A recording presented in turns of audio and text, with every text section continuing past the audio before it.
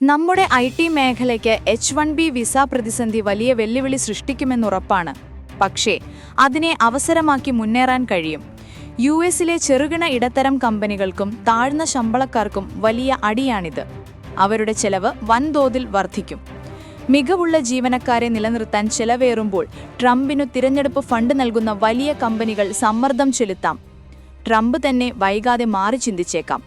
ഇത്തരത്തിലുള്ള ചില കാര്യങ്ങൾ മുൻപ് തള്ളിയ ചരിത്രം യു.എസ്. കോടതികൾക്കും ഉണ്ട്.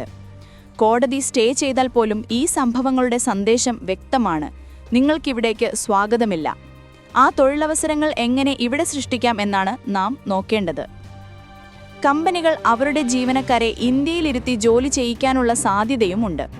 പക്ഷേ യു.എസ്. കമ്പനികൾ മറ്റു രാജ്യങ്ങളിലെ ജീവനക്കാർക്ക് നൽകുന്ന ശമ്പളത്തിൽ വലിയ നികുതി ഏർപ്പെടുത്തണമെന്നാവശ്യപ്പെട്ട് ഒരു ബില്ല് റിപ്പബ്ലിക്കൻ സെനറ്റർ യു.എസ്. പാർലമെന്റിൽ കൊണ്ടുവന്നിട്ടുണ്ട്. അതുകൂടി യാഥാർത്ഥ്യമായാൽ കൂടുതൽ പ്രശ്നങ്ങളുണ്ടാകാം. യു.എസിലെ സർവകലാശാലകളിൽ വിദ്യാർത്ഥികളുടെ എണ്ണം കുറയും. അതും അവരുടെ സമ്പദ്വ്യവസ്ഥയെ ബാധിക്കും. ഈ സാഹചര്യങ്ങൾ എല്ലാം കണക്കിലെടുത്ത് കേരളത്തെ ജീവിക്കാൻ കൂടുതൽ കൊള്ളാവുന്ന ഒരിടമാക്കണം. ഇവിടെ ബിസിനസ് തുടങ്ങാനും സുഖമായി ജീവിക്കാനും തൊഴിലെടുക്കാനുമുള്ള സാഹചര്യം ഉറപ്പാക്കണം. അതുപോലെ യൂറോപ്പ്, ഏഷ്യൻ രാജ്യങ്ങളിലേക്ക് നമ്മുടെ ശ്രദ്ധ തിരിയേണ്ട സമയവുമായി. പ്രധാനമന്ത്രി നരേന്ദ്രമോദി വൈകിട്ട് 5 മണിക്ക് രാഷ്ട്രത്തെ അഭിസംബോധന ചെയ്യും. നിർണായക വിഷയങ്ങൾ നിരവധിയുള്ളതിനാൽ അഭിസംബോധന സംബന്ധിച്ച് സമൂഹമാധ്യമങ്ങളിൽ അഭ്യൂഹങ്ങൾ ഉയർന്നു. നാളെ GST പരിഷ്കരണങ്ങൾ നടപ്പിലാക്കാനിരിക്കെയാണ് പ്രധാനമന്ത്രി രാജ്യത്തെ അഭിസംബോധന ചെയ്യുന്നത്.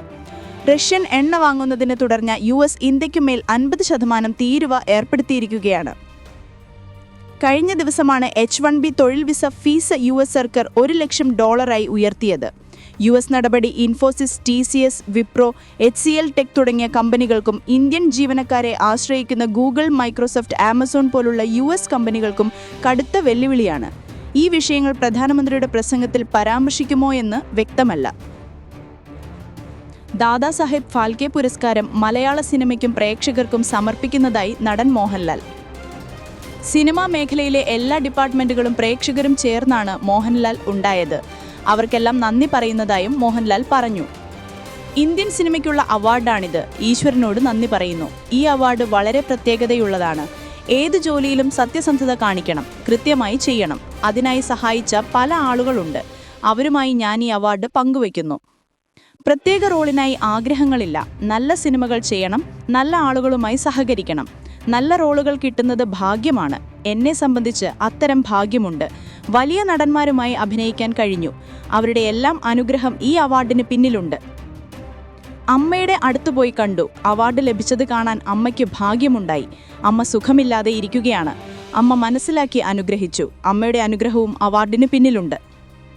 സിനിമാ രംഗത്തെ വലിയ അവാർഡാണിത്. എൻ്റെ 48 വർഷത്തെ സിനിമാ ജീവിതത്തിൽ ലഭിക്കുന്ന വലിയ അവാർഡ്. ജൂറിക്കും കേന്ദ്ര സർക്കാരിനും എന്നെ ഞാനാക്കിയ മലയാള സിനിമയ്ക്കും നന്ദി. മഹാരഥന്മാർ സഞ്ചരിച്ച വഴിയിലൂടെയാണ് ഞാൻ സഞ്ചരിക്കുന്നത്. മഹാരഥന്മാർക്കാണ് മുൻപ് ഈ അവാർഡ് ലഭിച്ചിട്ടുള്ളത്. ഈ അവാർഡ് മലയാള സിനിമയ്ക്ക് സമർപ്പിക്കുന്നു. 48 വർഷമായി സിനിമയിൽ എന്നോട് സഹകരിച്ച പലരും ഇന്നില്ല. സിനിമാ മേഖലയിലെ എല്ലാ ഡിപ്പാർട്ട്മെന്റും ചേർന്നാണ് മോഹൻലാൽ ഉണ്ടായത്. അവർക്കെല്ലാം നന്ദി പറയുന്നു. വളരെ കുറച്ച് സ്വപ്നം കാണുന്ന ആളാണ്. സ്വപ്നം കണ്ടിട്ട് കിട്ടിയില്ലെങ്കിൽ വിഷമമാകും. എനിക്ക് കിട്ടുന്ന ജോലി നന്നായി ചെയ്യാൻ ശ്രമിക്കും. ഈ ജോലിയല്ലാതെ എനിക്ക് മറ്റൊരു ജോലി അറിയില്ല. നല്ല സിനിമകൾ ഉണ്ടാകണം. അതിനായുള്ള കൂട്ടായ ശ്രമത്തിന്റെ ഭാഗമാകാൻ തയ്യാറാണ്. അതാണ് സ്വപ്നം. മുകളിലേക്ക് കയറുമ്പോൾ കൂടെ നിൽക്കുന്നവരെ നോക്കുക. കാര്യം താഴേക്കിറങ്ങുമ്പോഴും അവരുണ്ടാകും പിന്തുണയ്ക്കാൻ. അവരെ നോക്കാതെ പോയാൽ താഴേക്ക് വരുമ്പോൾ ആരും നോക്കില്ല.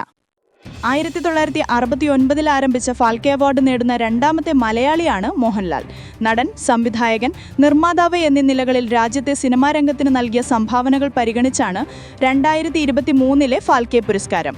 പ്രശസ്ത സംവിധായകൻ അടൂർ ഗോപാലകൃഷ്ണനാണ് ഇതിനു മുൻപ് ഫാൽക്കെ പുരസ്കാരത്തിന് അർഹനായ മലയാളി.